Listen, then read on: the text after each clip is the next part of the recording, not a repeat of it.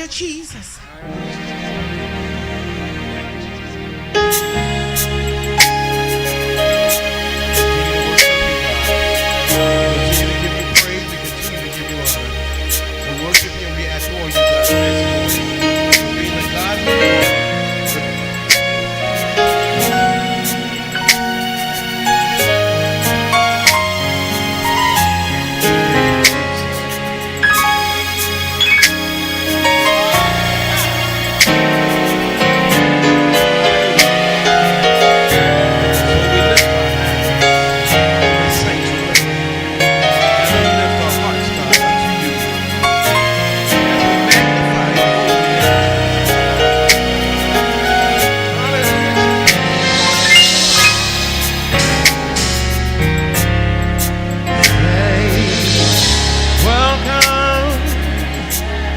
Into this place,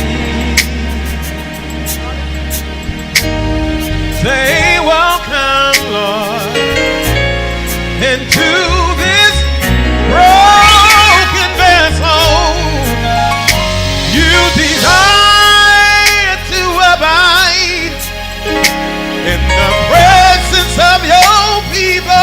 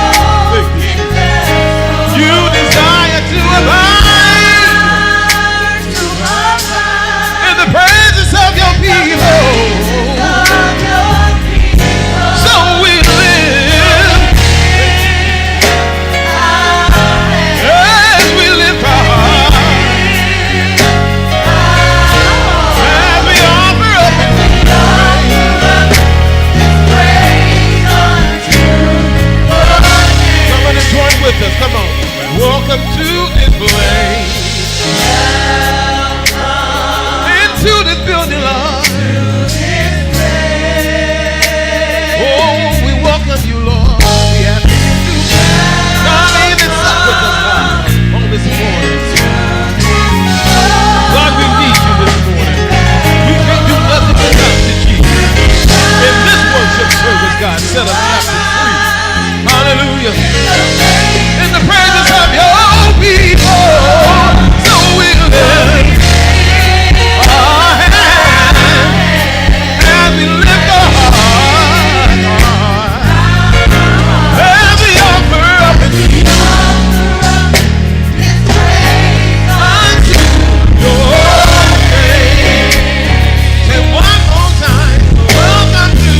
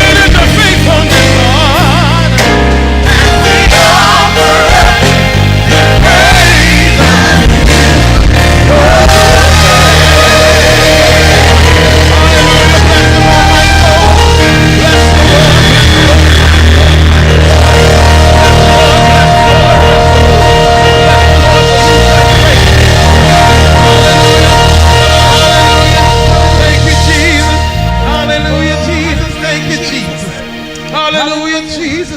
We honor you, God. We honor you, Jesus. Come on, open your mouth. You don't need music. Open your mouth and bless him. Come on, call his name, Jesus. Call his name, Jesus. Call his name, Jesus. His name is Jesus. His name is Jesus. Emmanuel, God with us. Come on, call his name, Jesus. We offer up a praise. It's a sacrifice of praise. Come on, do that sacrifice then. Hallelujah, come in, God. We need you, God. We need you, God. Walk up and down the room, God. Walk up and down every aisle, God. Sit on us, God. Sit on us, sit on us, sit on us. Hallelujah, make us brand new. Hallelujah, Jesus. Thank you, Jesus. Thank you, Jesus. Thank you, Jesus. Hallelujah, Jesus. Hallelujah. Hallelujah, Jesus. On behalf of our bishop, the Honorable Bishop James E. Daniel, and our First Lady Evangelist Jeanette G. Daniel, we extend a hearty and sincere welcome to all of our visitors, those of you here in the house, and those of you who have joined us virtually. We're glad that you chose Philip as your place of worship today, and we're inviting you to come back and worship with us again at any time. Remember, you have a standing invitation to worship here in Jesus' name. We have a song just for our special visitors.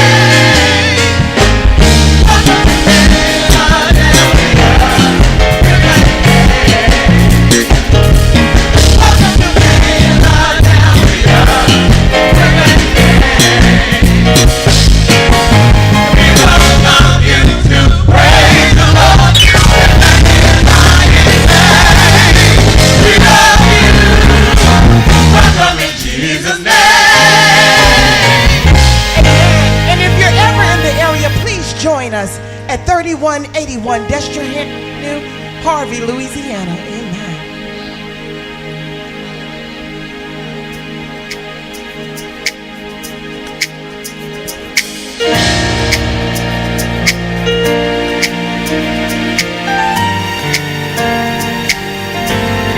It's okay to put the hands together one more time.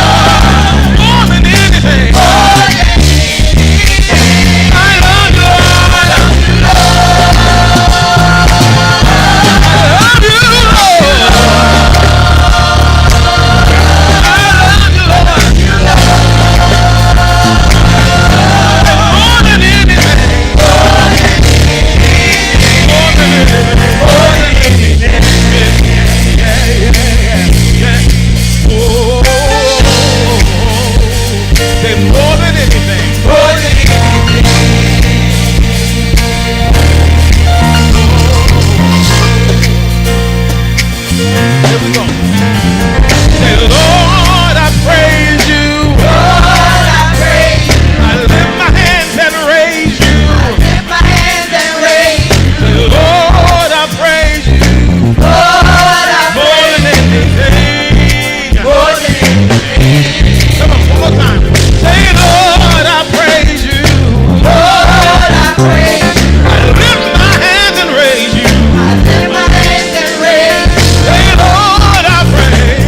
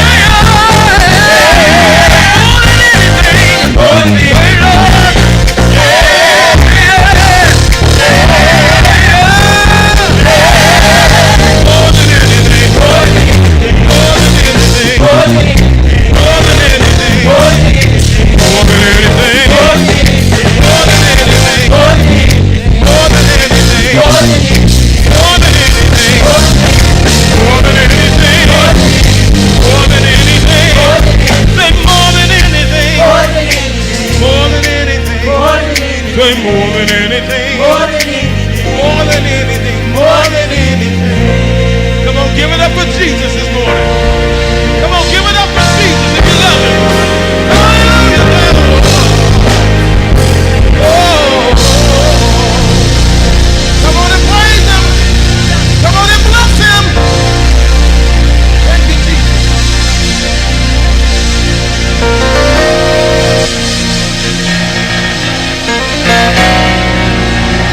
Let's keep putting those hands together one more time and tell them thank you. Somebody said more than anything. More than anything. Oh, we bless God today. We bless God today. You may take your seats in the presence of the Lord. I'm grateful to be here and honored to be back in this pulpit this morning. It's always an honor to leave and return the same way you left. And I'm grateful for that. All of you that are watching and viewing by us by social media, may the Lord bless you today. I do believe there's a word in season for you, and a word in this hour that would help you matriculate through life and give you what God has for you. God will never take you and put you in something he can't get you out of. And that's who God is. If you get in it, he'll get you out of it. And that's the God we serve today.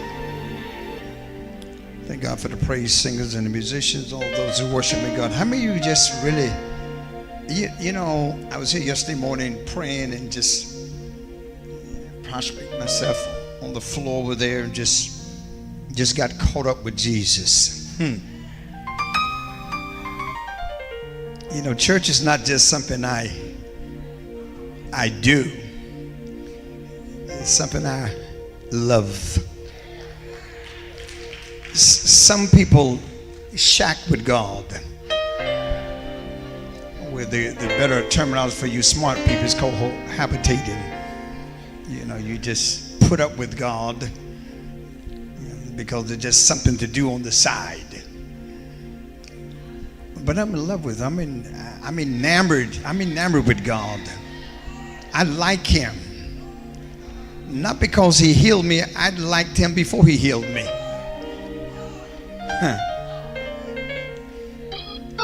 Going to church is not dreadful for me. In fact, it's prodigious. It's expressively. It's what I like. It's what I enjoy. And so I just wish I had some folks traveling with me on that same road, and we'll be in good shape. And there's a whole lot of people going on the highway, one going this way, one going that way. But when it comes to the gospel, we need to be going the same way. It's called a one-way street. God Almighty, I'm already into stuff I don't need to be talking about. One-way streets is really, nobody's going that way but you. Oh. And if you have an accident on a one-way street, something is wrong with you.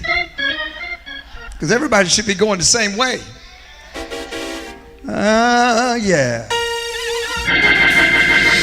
Hold that mule. I don't want to mess with that mule this morning. I don't mess with that mule.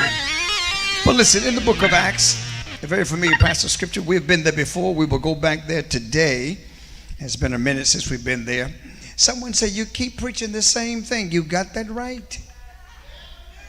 Because you don't hear it the first time. You don't hear it the second time. You don't hear it the third time. You don't hear it the fourth time. You just don't hear it, period. Yeah. All right. Acts chapter 27. A few verses here we're trying to bring into your hearing. In verse 1, the Bible said, and when it was determined that we should sail into Italy, they delivered Paul and certain other prisoners unto one named Julius, a centurion of Augustus' band. Brothers and sisters, I'm going to just stop my reading there and I'll walk through this text as much as I can if it's just possible. I want to talk to you for a few minutes today about there's an expiration date on your situation. There is an expiration date on your situation. Now, you know I'm the kind of preacher, I'm always bringing you out of stuff as if y'all never get out. I'm always pulling you out. You're always in the well, and I got to send a rope down to get you out like we're drawing water. Just help me, Jesus. Been doing it for about 40 years, so that's all I know how to do is bring folks out. And some of them get out and stay out, and then some slip back in the well. But today, from this particular verse I read here, this whole story goes out, and I'm not going to read all of that. But just to talk about everybody is dealing with something, and there's an expiration date that's on your situation. It is amazing. Sometimes we use colloquialism terminology. You say things like this. When y'all were dating, some of you are still dating, let me put a bug in your ear. Now, if you said it around some children, they'll think you're literally talking about a bug. We say things like that, and we say cliches. I'm on top and going higher. That sounds good, right? You saying cliches or colloquialism terminology to, I guess, make one feel better. Not necessarily mean you are better. It is amazing how we use words. And these words sometimes does not illuminate in our spirits as if it was the real word. So brothers and sisters, when you look at this and you look at this text, what is Paul?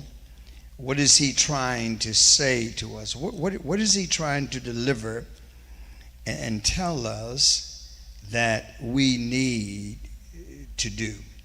What is God up to? What is God referring to? Brothers and sisters, when you look at all of this, again, I'm in a situation, but I got to get out of it. The problem is, I don't know when I'm coming out. Here, this text, Paul, he's a prisoner. He's supposed to be going to Rome to see Caesar. He's in conversation with the captain of the ship. He's in conversation, and he's telling them about all these different islands and how the wind blows, and they should not, I'm just fast forwarding, should not be sailing at this time. But mind you, he is scheduled to go to see Caesar. Mind you, you're scheduled to do something for God. In the process of that, he is a prisoner along with 200 and almost 300 other prisoners on this boat.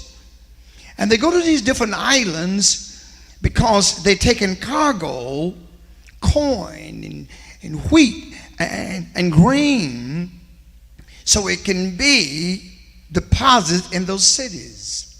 It's amazing in those days. I mean, you know, they could have gone, they could have taken the walk route, but they didn't take that because it's easy to be on the ship. They get to a certain port, and I'm just fast forwarding. This particular port, they exchange ships. The ship that gets on, the second ship to go to the destination, is really not designed to do what they're supposed to do. In other words, the first ship was designed to handle the wind and was handled the way they're supposed to be going, but they get on the second ship. Now, here's Paul on there with these prisoners. And the good thing about it, while he's there, when they stop at this port, the captain gives him favor to get off the ship as a prisoner to go see his friends that he's been preaching to. Can I say it like this? In the middle of you in a situation, God will give you breathing room while you're on your way to another destination. He's going to see Caesar, but somebody said favor. God, in the midst of it, he gives you favor. I tell you about the favor I had. Favor for somebody to come by to see you. So, brothers and sisters, I just want to fast forward all this. The journey starts out so real, so serene, so calm. But then they runs into this furious storm. But Paul warns them, you should not sail at this time, because this time is a bad time the way we are going now. Have anyone ever told you it's not good to do something you're doing now? Have anyone ever said to you, this is not the right time to do what you're planning on doing? So what do? You ignore the signal of what they said. Sometimes you even ignore God. But God is so merciful, he doesn't kill you. He lets you ride on and do your thing. And so then Luke pens this. In verse 22 of this text, he says, I exhort you to, Paul said, to be of good cheer. For there's no lost life. Everybody stay here on board. We're going to be fine. And you have to understand that God is setting this up. Have you ever come to a moment in life that you felt like you were not going to make it? I preach the same thing over and over. Have you ever come to a moment in life you felt that you were all alone? Have you felt in life that you come to a narcissistic moment in life when you didn't feel like praising God? Mm-hmm. Then you say, why should I even try? It ain't getting no better. Why should we keep pushing it now? It ain't getting no better. Why should I even push the envelope any further? Because it look like life is turning upside down.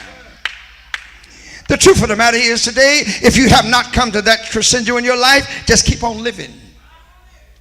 You will eventually get there. Brothers and sisters, they were in the midst of darkness and doom. But then here stood one confidence, assurance in the midst of them. This Apostle Paul, the tent maker, who says, I am become the gospel globetrotter. I'm going to preach this. I'm going to deal with this. I'm going to tell you, and at verse 22 he says, there shall be no loss of any life among you. He's saying to them, hey, I know it's been rough. Hey, I know it's been bad. Hey means get your attention. Hey, I know it doesn't look good. Hey, people are dying. Hey, Delta's out there. Hey. But he says, listen, but I stood before God last night. I got an email. And he emailed me and said, Paul, tell them that everything gonna be all right. Bishop, tell them, hey, don't fret yourself because of evildoers. Hold them mute. Because of evil, be calm and relax yourself. Everything gonna be all right. You know, I was thinking just the other day. I said, God, this is not in my notes. I said, God, why in the world would you bring me back?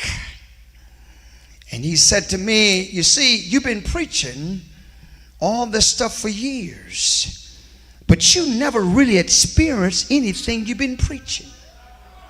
You've been talking about how good I am. You've been talking about how I can save and deliver. You've been praying about healing, but you never had an experience. Your folks haven't seen an experience. And he said, so since you are the captain of the ship, I might as well make the captain the head, because if you know anything about the ship, the captain has to be the last person to go down. He doesn't defect the ship like the sailors. I said, I get the picture, God, because I'm doing everything right. I'm encouraging other folks. He said, well, I got to make an example out of you. You're preaching stuff you've not experienced. You have letter, but you don't have no experience. You have the spirit, but you don't have no experience. And sometimes just having the letter and not having the spirit, it doesn't validate you to do anything for God. You're talking about what you read. You're talking about what you heard. You're talking about what you felt, but you're not talking about what you experienced. I'm just having a conversation with y'all, that's all. And so you're here this morning with smiles on your face, lipstick, earrings, enjoying life.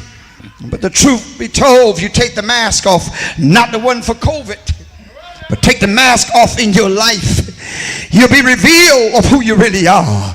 If trouble really hits you, the real mask comes off and we'll see what you're made out of, what God has put in you. Because see, you ain't tested until you've been tested by the best tester. And Jesus is the best tester. That's why in school they give you a test. Or you've been in class every day, you were prompt, you were on time, but we didn't know what you were learning until we gave you the test. So he said, Daniel, what I did for you, I put you in a test. I put you in a place to see where your faith was going to be, how you was going to think, who you was going to condemn, whether you were going to get mad with me or somebody else. But no, I didn't go down that road. All I want to do is get back to the church to finish the work of God. So you see, what God says is, I've got to get to the other side, and I have an expiration date on your situation. Tell somebody, stop worrying about your situation.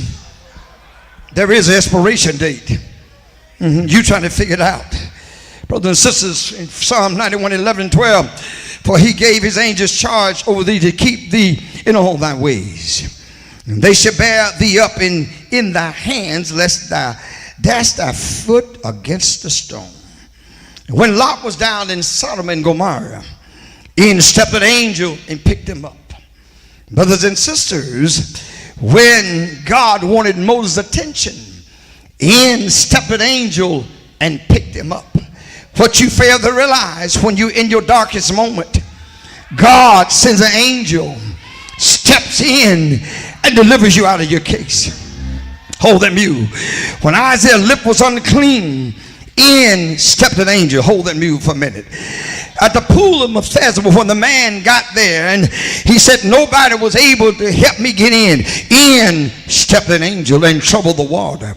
Brothers and sisters, when your back is against the wall, in steps an angel. When your car should have crashed and killed you, in stepped an angel. When COVID tried to take us out, in stepped an angel. When things didn't operate the way they should have, in stepped an angel. Brothers and sisters, you must understand, tragedy has a way of refocusing our attention. 3 keys of perspective. I'm almost done with this text. Number 1 is the confidence in spite of your weakness. When you go through a problem, you sometimes feel weak and ineffective. That's how David felt at one moment. His problem was so severe that he felt like fainting in some. Problems drain us physically, spiritually strength. But in spite of all that we can do, the confidence in God, but because even though your strength has been drained, God is still strong.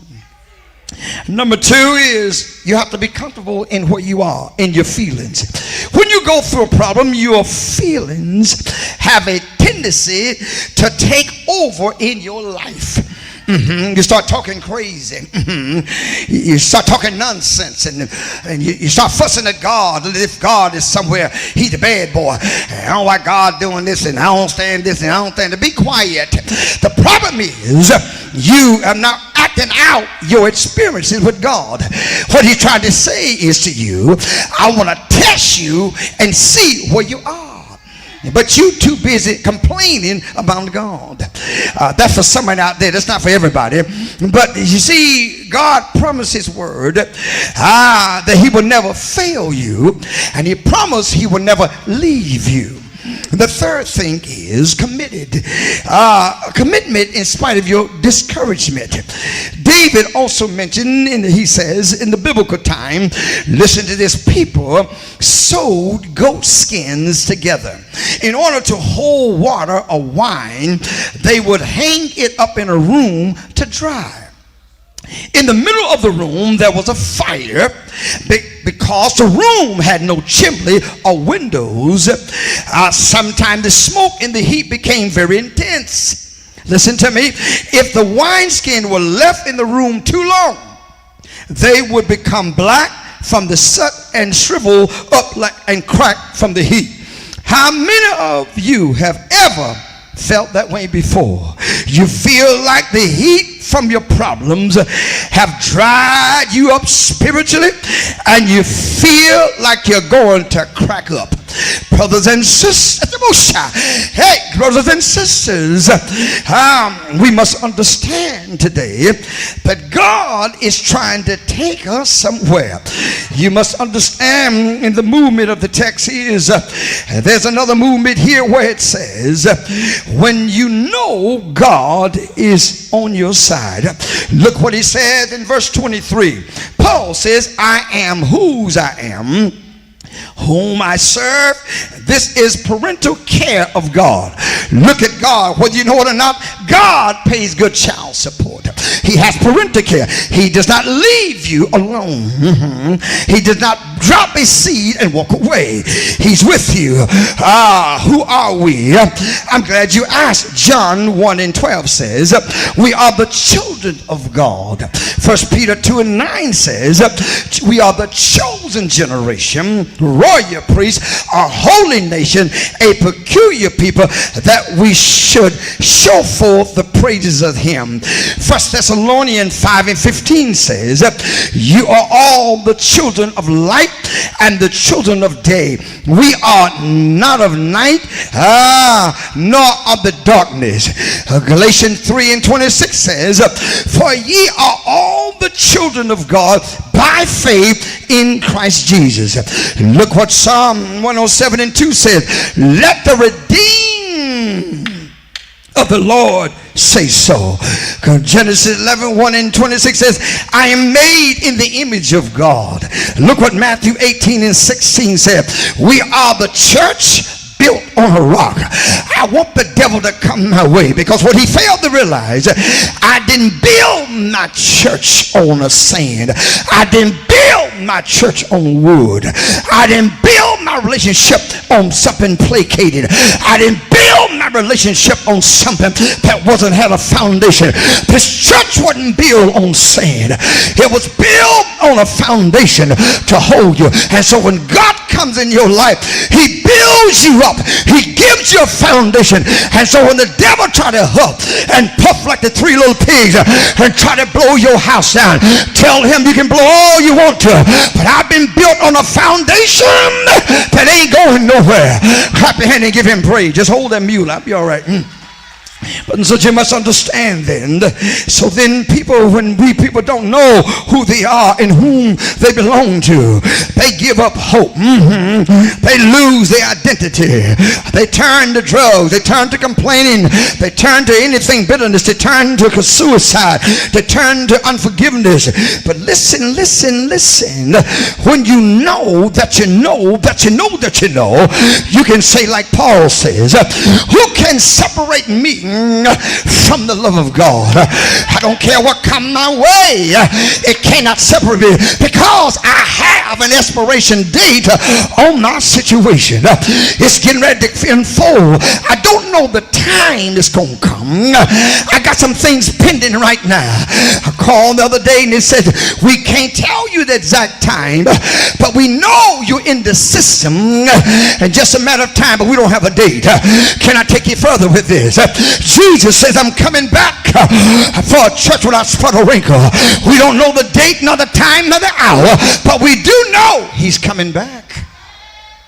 Some folk don't believe he's coming back. They still playing games. Brothers and sisters, as we get ready to close this text, one writer says, Paul said it like this, 2 Corinthians 4:17, for our light affliction, which is but for a moment, which worketh for us for a more exceeding and eternal weight of glory, while we look at the things which are not seen. For the things which are seen are temporal, but the things which are not seen are eternal. Let me break down temporal for you for a moment. The Greek suggestion of temple is a hobo. It's like a vagabond. It's your troubles are hobos. Your troubles they are vagabonds. They ride the train of your mind without having a ticket. A hobo jumps on the train. He doesn't have a ticket. He could be caught. And so what the devil says is, I know God been talking to you, but since you in this state, I'm gonna jump on your mind and ride your mind to let you feel like God ain't on you. But listen, you will have to jump on. You got to remember you are already in the church.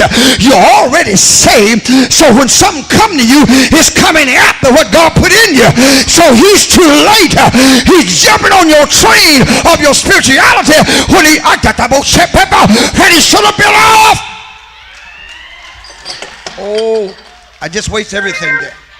But listen, brothers and sisters, so what he does is he jumps on your mind. In other words, he tells you that I'm going to take you out. But what you fail to realize is he has to get permission. Watch this now. God has invested in us. Jesus said, Simon, Peter has desired to have you and to sift you as wheat. Watch this now. But desire me to ask for permission. In other words, the enemy can't do anything to me unless he go to God. So when he put in his request, God said, no, not Daniel. You got to find George, because you can't have Daniel, you can't have Shirley, and you can't have Brenda, and you can't have George. I put my request in, and God canceled the request. Have you ever put a request in and it was denied? Look at y'all.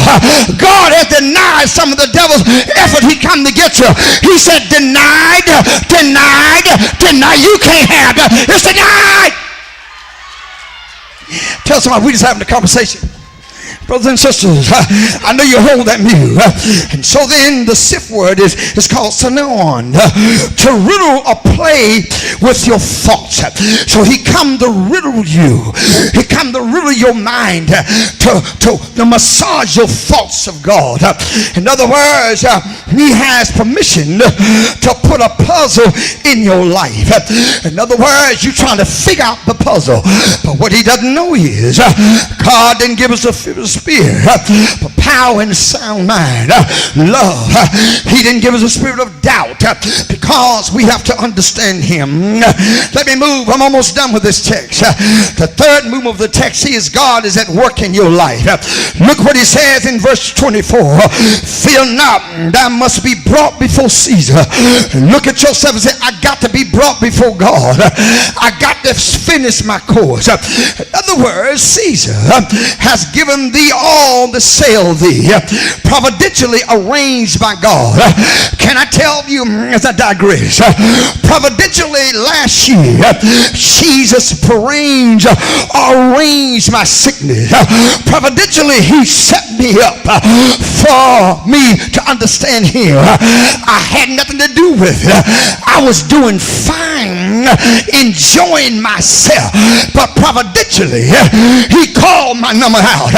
Just like he called Job out. He said, James, I need to test you for a minute. I need to work on what you've been preaching. I need to see whether or not you have spiritual proof, like we have fireproof. I need to see where you are, James, because you may not be where you are, but I think I got a witness here, James. I think you'll be okay.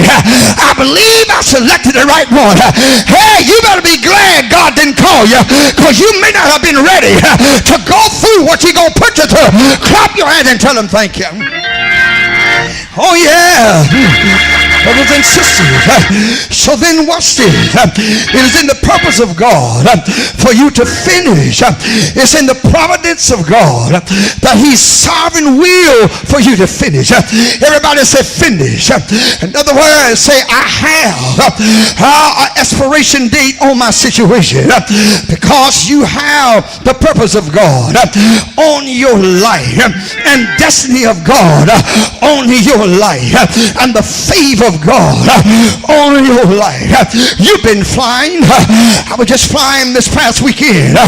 Brothers and sisters, when we left Atlanta, the plane went into a turbulence. Oh boy, I grabbed the hands of the seat and I said to him, I said, what you doing? Don't you know you got to get back to New Orleans for Sunday? What's wrong with you? The plane hit some pockets and started rocking a little bit there. He said, Daniel, what's wrong with you? Didn't I bring you out of COVID? Why are you fidgeting here? Of course, First Lady was asleep like she always. It didn't bother her at all. But in my mind, the devil trying to talk to me. I said, you hobo and you vagabond, you better get up my mind. You ain't riding this train because I'm going to New Orleans. Yeah. So brothers and sisters, as Paul was saying here, and the fourth movement of the text I'm getting ready to close, you must praise God. He said, be of good cheer, for I believe God. Let us not focus on the circumstances. Don't focus on what you see, because what you see will fool you. Brothers and sisters, don't let the enemy write you a bad prescription that the doctor cannot feel. In spite of all that you may look at, I believe this. Don't miss your miracle looking at your misery. Misery is everywhere. Problem is everywhere. But I believe today that I got an expiration date, and I'm not going out like that. I made up my mind. I'm going all the way to the end. Bible said, Paul said them. He said in Jews, 5 times received, 40 stripes, he said, wait, 1. 3 times I was beaten with rod. 1 time with a stone. 3 times I had a shipwreck. I was in night and day, being in the deep. I was in perils of robbers. I was in peril of the heathen. I was in perils, he said, in the wilderness. I was in perils, trying to make my way out. Perils among false brethren. I was in hunger and a thirst and a fast often, cold and naked. But look what he said. Therefore, beloved, be ye steadfast, unmovable, always abounding in the work of the Lord. For as much as you know that your labor is not in vain. I stopped by to tell you, whatever you're going through, whatever you're on your plate, God told me to tell you, he's getting ready to give you expiration day.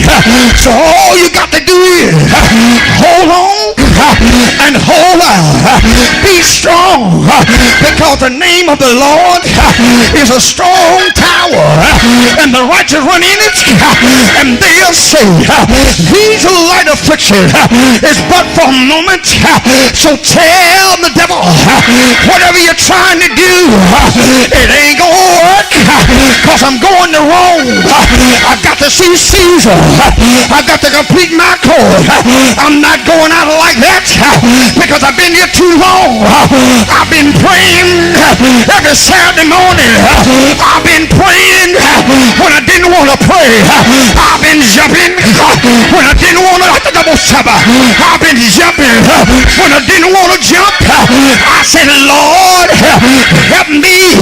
You're my shepherd, and I shall not want. Even though I walk through the valley of the shadow of death, I feel no evil, because God with me, thy rod and thy myself. Hallelujah. Brothers and sisters, Jesus is not going to take you out like that. He won at the Red Sea. He won at the walls of Jericho. He brought them down. Yes, he won in the fiery furnace. There he is. There he is. An expiration date on your situation. Point to your neighbor and say, neighbor, don't worry about it. Don't worry about it. It's going to be all right because Jesus has picked you up. He's going to turn you around and put your feet on the solid ground. Is anybody in here know you're waiting on God? If you're waiting on him, wave your hand and say, Lord, my date is almost here. My date is around the corner. My blessing is around the corner. My healing is around the corner. My word is around the corner. And I'm so glad I got time. I'm so glad I'm going to make.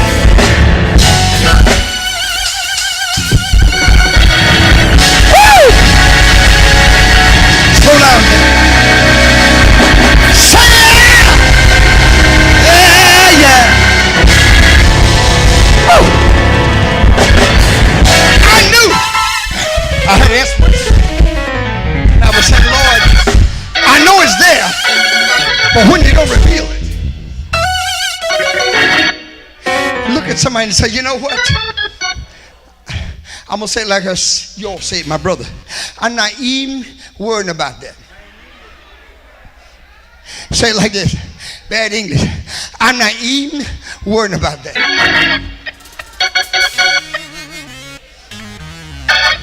What's this? The preacher told them, listen to me. So your problem is you ain't listening to the preacher. They were at the edge, so they getting ready to jump off. He said, hold, stop. Stay on the boat. Tell somebody, stay on the boat. Stay in the boat. If you jump ship and defect, you're going to lose what you have. I know you want to get out. I know you want to depart it. I know it ain't looking right. I know it's sideways. I know it's crooked. But stay in the boat. Don't get out the boat. Tell the devil, I'm going to stay right here until Jesus comes.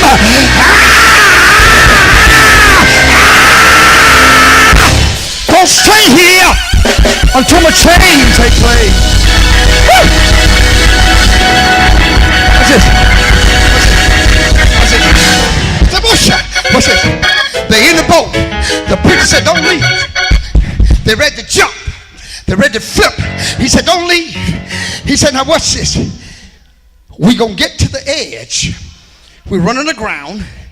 But while we're there, they put the anchor down and said, oh, we're about 15 feet. They recognized that they were close because they could feel the sand. Watch this in the text. For days and nights, they had no compass. It was dark.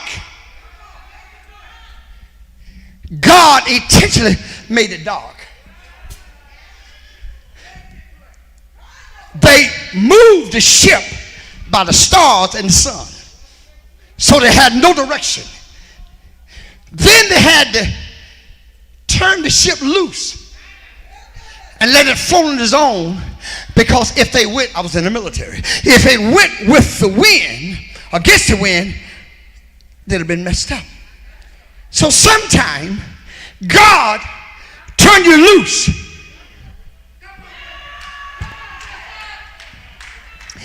and let you drift as if you by yourself. But he got you all along. Sometimes he turned you loose and you just drift. No, it was dark. They couldn't see nothing. It was dark. They had to go on a fast because they had to throw the food overboard. Sometimes he'll put you on a fast. You weren't trying to fast, but he makes it convenient for you to put you on a fast and turn you loose and let you drift. How long? There's expiration date. Now, mind you, let me plug this. It's good to be hooked up with somebody who really knows Jesus. Because some other fools on the boat said, jump off. You remember some folk, there's some fools that say, I wouldn't do it if I were you, jump off. Tell somebody stay in the boat. And so they stayed in the boat. And he said, don't get off this boat. The moral of the story is, when you finish the chapter, it's going to tell you all of them were saved.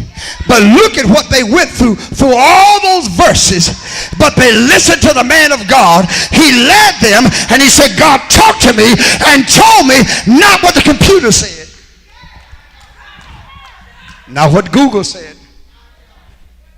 I got real quiet then. Not what Amazon said, not what Facebook said. God sent him an email.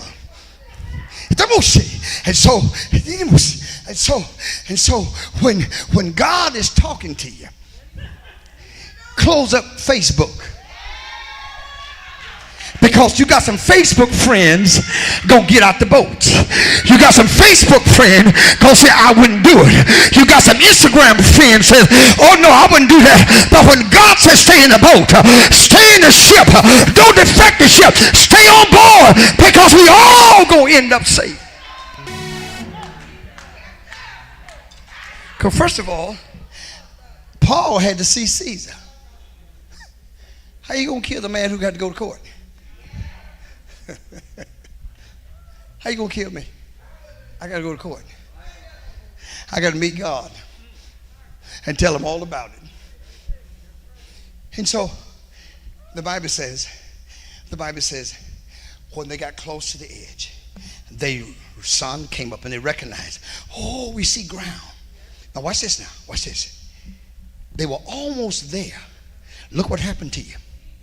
You're almost there. You're impatient. Girl, this it. Bloop. He said, no, don't jump. Don't jump. Stay on board. Have you all been almost there? And you say, oh, this got to be God. No. It's too quick. It's too quick. You're going to abort the mission. You're going to kill the baby. You got to keep the baby on the ship. Don't jump now. I know you can see the blessing. You can almost touch it. He said, no. Stay where you are. It ain't ready for you right now. You can't get it now. But stay on the ship. Stay on the ship. I'm talking to somebody. You're almost there. But he said, leave it alone. Leave it alone. Leave it alone. You're almost there. Paul said, stay right here. Oh, we didn't imagine it, Paul. He said, no. Stay on the ship. He said, now, I'll tell you when to get off. Now, there was someone that couldn't swim. And the person who actually made the decision of what the captain said, who owned the boat, he never traveled those waters before. Paul was experienced on boats, but he didn't listen to him. I'm just throwing a whole lot of nuggets. So when you're talking to somebody who ain't experienced nothing, you're in the wrong category.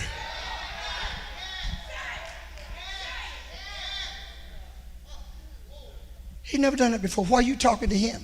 What are you going to tell you? Well, I talked to so-and-so about what? He don't know what's going on. And the guy who made the decision for them to sail, he never sailed. He didn't have the experience Paul had, but he listened to Paul. I got to quit. And so they finally got some sense. Well, I guess we better believe what the preacher said.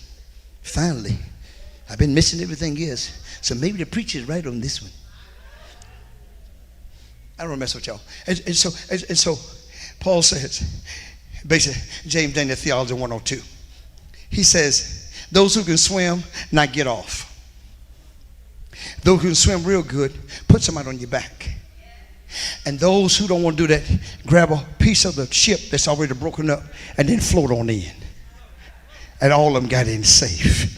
So in other words, at the end of the story, the moral and the narrow of the story is that all of them were safe. They went on their own, they helped others, and they followed the material that we. Now I want to say it like this: the material that tried to kill you is the one that'll save you. You get that down the road. The same ship was going to destroy them is what they used to get to the shore to save them. So what I told you earlier, God doesn't put you in something that he can't get you out of. If he put you in it and allows you to go through it, he takes you out of it. I'm done. There's an expiration date on your situation. God bless you today. If you've been watching this broadcast, I trust and pray I've said something. I know right now you are probably in the middle of something. Everybody's in the middle of something. Where you're praying for someone, you need help for yourself. There is an expiration date on your situation. God's going to get you to your Rome. He's going to get you to your Caesar. Your Rome is not the Rome that Paul was talking about. But there's a Rome in your life that you own a ship and you're traveling. And while you're traveling, whether you did it by mistake, when you did it maliciously, you wanted to do it, God said it's not over. All you got to do is stay on board. Stay in the boat. Don't get out the boat. You'll get to your destination. Find a church today to believe like I believe in what God says and in his word. This is your help. This is your time.